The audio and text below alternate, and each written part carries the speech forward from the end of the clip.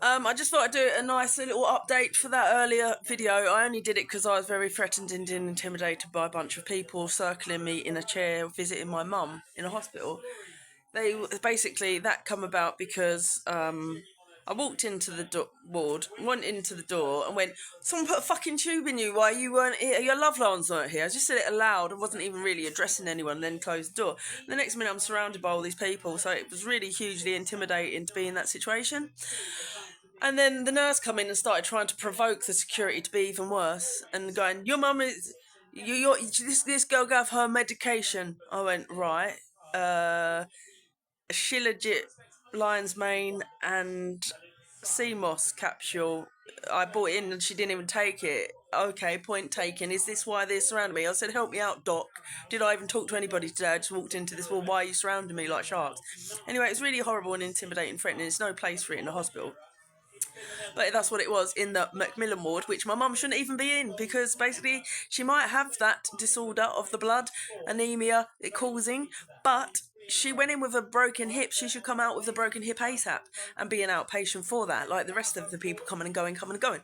Now, she don't really need people being threatened and people trying to manipulate my relationship, their relationship, this relationship, that relationship. And when I do see a nurse hit my mum's knee with the dinner table, I get a bit upset for my mum when the person goes, "Oh no, I didn't, darling."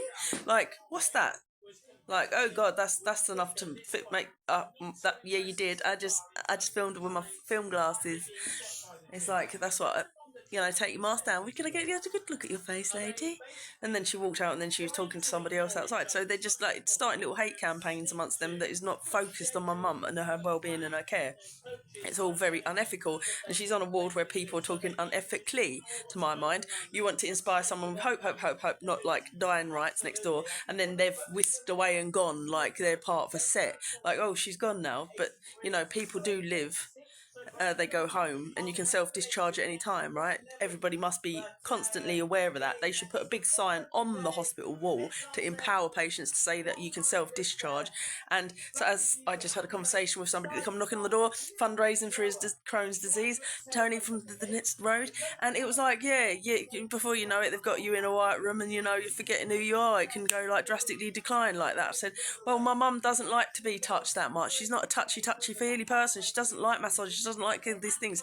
You manhandling a woman unnecessarily because of something you're inducing is doing that.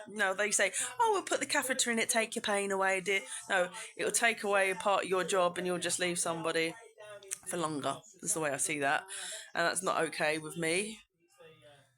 It's not okay with me. I mean, that sometimes people can slippery slide, and I do appreciate that, but I don't appreciate that she's in the best place for her.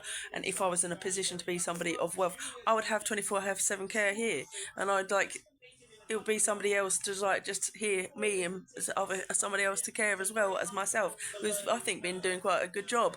And then people try to say, "Oh, but you didn't did you stop her getting the ambulance in time?" I said, "No, there was a phone in her hand at any time to call 111 or 999 if she really wanted to, for the levels of pain she was experiencing from pelvic rami fractures that was an outpatient.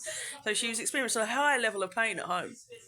But just on a paracetamol, she would come down the stairs and come downstairs just for a glass of wine. And I'm very proud of my mum for being that sort of character that can still motivate herself to get up out of bed in pain on a paracetamol. Now, if she's in a place where supposedly she's getting all these different other painkillers that are inducing these other things that she don't want, then why the fuck isn't she moving as much? She should be moving, but her soul's getting deflated because you're manhandling her and touching her and she don't like being touched. So I'm stating these obvious things as a daughter that cares the most, and people are just saying like, but my mum wouldn't have even known about those pelvic ram fractures because I forced her to go to the doctors. "You're not going on this particular date to this thing with me if you haven't been to a doctor's by then."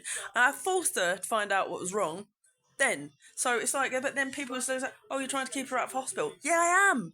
Fuck you, I am now.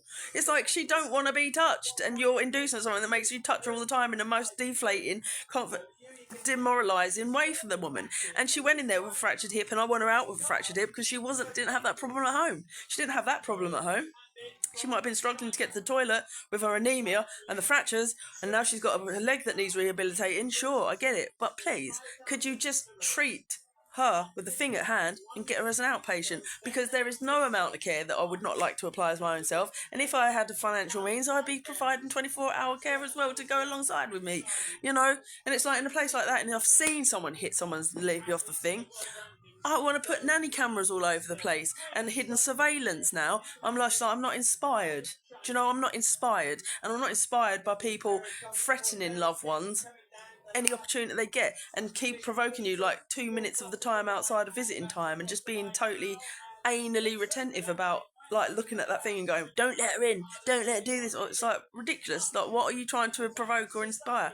I listen to Buddhist mantras all day that say don't let anybody rock your sky. So you can put 10 people around me and my heart might be pumping out my chest and I might not fucking respect it and see it's totally unethical place for it in an environment like a hospital, but I'm not going to respect you. I'm just going to say, help me out here, doctor. Did I even address you today? What have I been rude to any staff because I don't talk to the staff? How is this the case? And when you say medication, what do you mean? Because you do know a food supplement is just a food supplement, right? So what next? Ban grapes?